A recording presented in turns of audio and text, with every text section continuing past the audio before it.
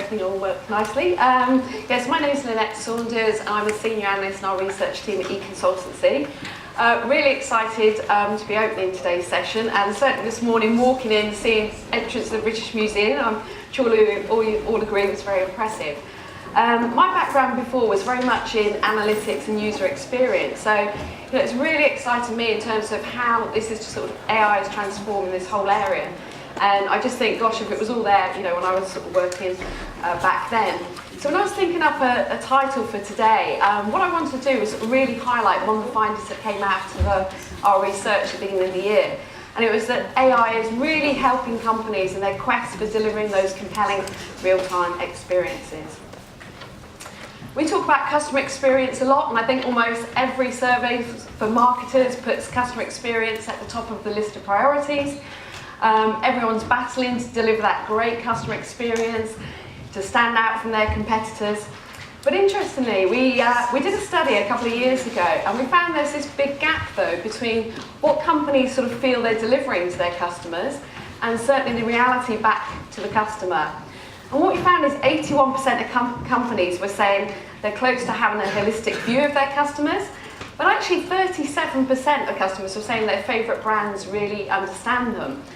And I think, what's interesting is AI really does have the potential to try and close that gap, but also help you understand your customers a bit more as well. And I just wanted to show you a sort of short video which hopefully sort of demonstrates that a bit more. Customer data, you got it, tons of it, and you know your customer. Take Jack, for example. Jack loves waffles. How do you know? Because Sunday Jack said so on social. And last Friday, he'd been searching for a waffle maker in your online store. Boom! Now you're ready to talk to him. Because you know Jack. Except, Jack was actually just carving up for a 5K at the end of the week. He's not so much a waffle freak as a fitness freak. But you already assigned him to a target audience, so you're still talking to him about all things waffle. Jack deletes the email without opening it, and then he ignores your SMS and closes your ad. So you don't know Jack. And to give Jack an experience that would have actually been right for him, you should have had an AI-powered platform that connects all your data to show that he's not obsessed with brunch, he's obsessed with running. And you also would have known that Jack is actually Jacqueline. If your marketing can't make sense of your data, you don't know Jack. So not quite necessarily to do a sort of plug for sort of IBM Watson, but just sort of show the potential of AI. And I think that's the thing, we're really seeing that it's impacting the future of marketing. So the way that we work, the way that we connect with our customers as well. And I think, experts out there are now saying it's going to impact every business decision within the next 5 years. And I like this quote from Ben Lamb from Adweek. Most brand experiences will be delivered through AI by 2025. The only question is whether your brand will still exist. And I think that's a really important question to sort of consider. And certainly what we're seeing in a lot of sectors as well, you've got new challengers, you've got new players that are coming in and disrupting the market. And they're really looking at how do we move from sort of product-focused services to consumer-focused services. And what AI is doing is playing a real critical role in helping companies do that. I just want to sort of touch on some examples. So this is one that I've sort of come across when I've been talking to financial service companies, so US company Lemonade. And a lot of these companies are looking at the pain points and frustration that customers feel as well. So they were looking at, when customers are trying to get their insurance paid out or get their claims sorted, the frustration that they felt. So with their AI bots, they say you can be insured in 90 seconds and only 3 minutes to get paid. Now, to me, that certainly sounds amazing. We're also seeing concierge sort of services with AI coming up. And Brolly's a new one, so it was developed by an ex-employer of Aviva. And they've used an AI bot to provide that personal insurance service for you. And again, they've looked at, customers quite often don't know if they're underinsured, overinsured, whether they've got multiple cover for some items, whether they're missing cover. So they've now sort of developed this AI insurance bot to really help you find the best service. And even in retail, we're seeing it being used to help you get style advice, dress better. So thread.com, we've got some people back in our office that are using this and rave about it. They pair, when you sign up, each user with a personal stylist. Now obviously they don't have thousands and thousands of personal stylists, so they're using AI and machine learning to help provide that style advice and really, help you sort of shop better as well.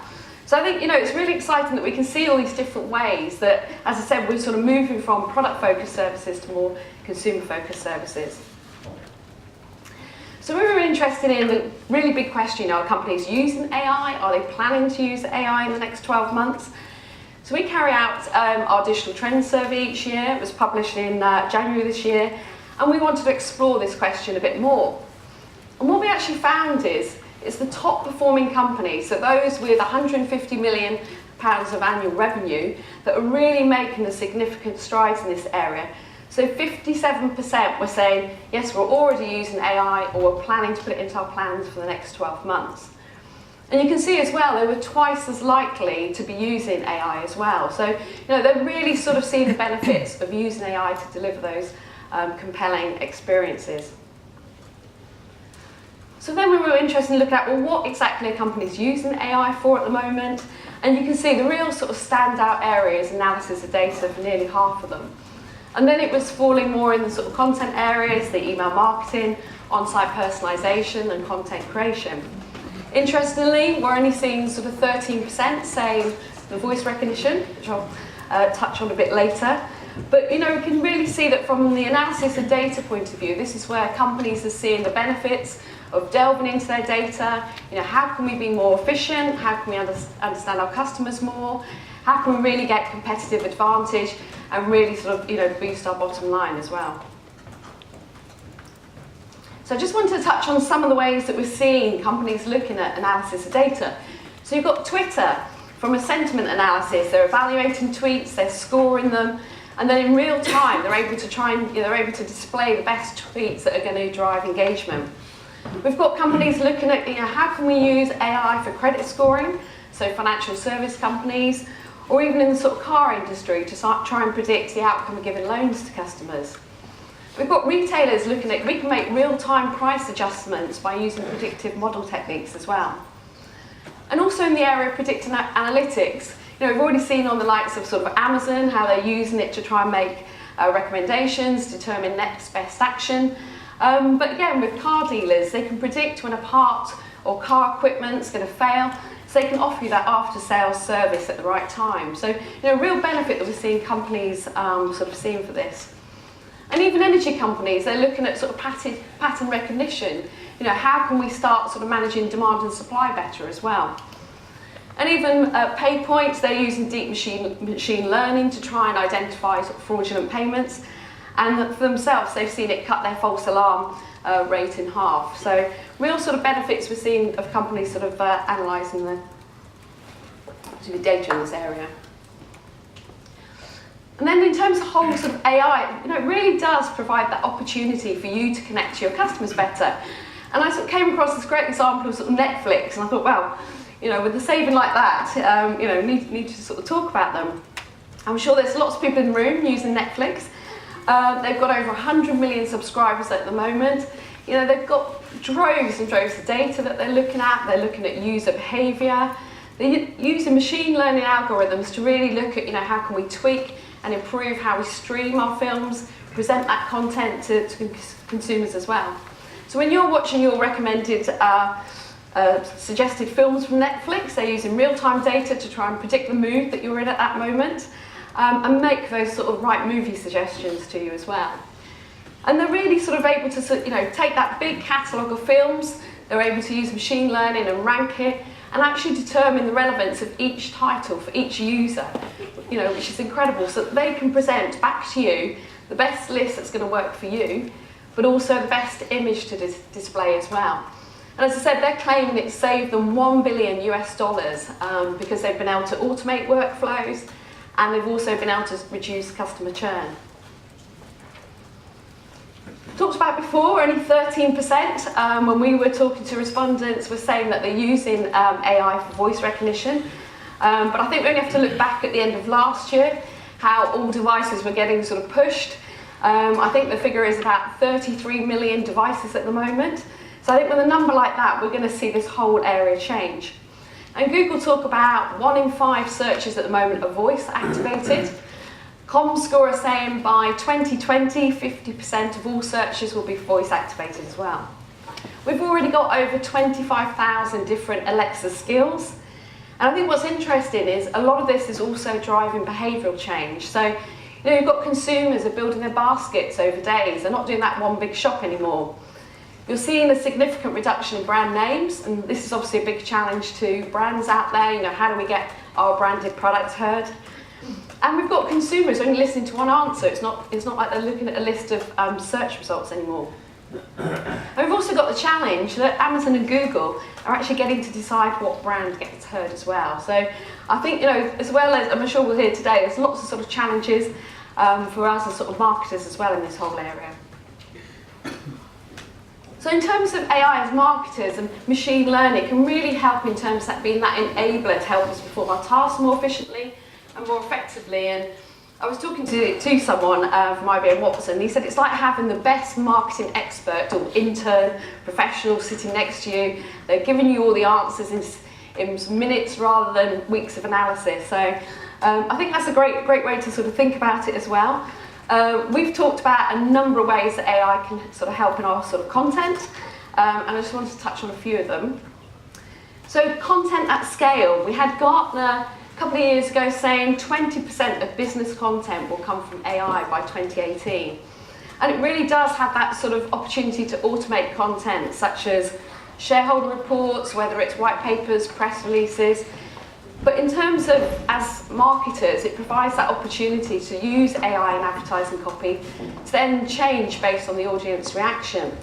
And there was a couple of examples we've sort of talked about. So Toyota, seem to be doing a lot in this area. So this is with their, I've never pronounced their cars properly, Miria campaign. So they trained IBM Watson's marketing engine to write 50 scripts of copy. What that then meant is they could serve thousands of ads that sounded human. Then they were able to sort of really tailor those based on the sort of geographic of customers and different factors as well. They've also been using IBM Watson for one of their Prius campaigns, so suddenly, customers can ask the ad questions and get answers back as well. Already talked about some of the ways in sort of data analysis, but this was Dorchester Collection Hotel. So they were using AI to delve into all their raw data from customer feedback, from the reviews, and really trying to determine, not just measuring performance, but what really matters to customers. And what they found out was that actually something like breakfast isn't just an expectation, it was something that customers placed a lot of importance on. So suddenly they were able to sort of look at, how do we enhance that experience, how do we personalise it a bit more. I think we sort of, and then in the whole sort of area of relevance at scale, we've already seen AI is able to look at customer browsing behaviour and patterns and then start recommending next best action. And this was Under Armour, so again, they're working with IBM Watson, but they're integrating their user data with third-party data as well. So suddenly they're able to bring in weather data, fitness data, nutrition data, and they can start recommending to customers and giving them real personal plans about, when's the best time to go for a run, what's the best nutrition advice, what's the best sort of personal plan. So we're really seeing some exciting ways from a content perspective and data analysis and that marketers are able to use AI. I think the big way, and a lot of us are sort of seen as well, is chatbots. Lots of debate on those in terms of whether they're good experiences or bad experiences.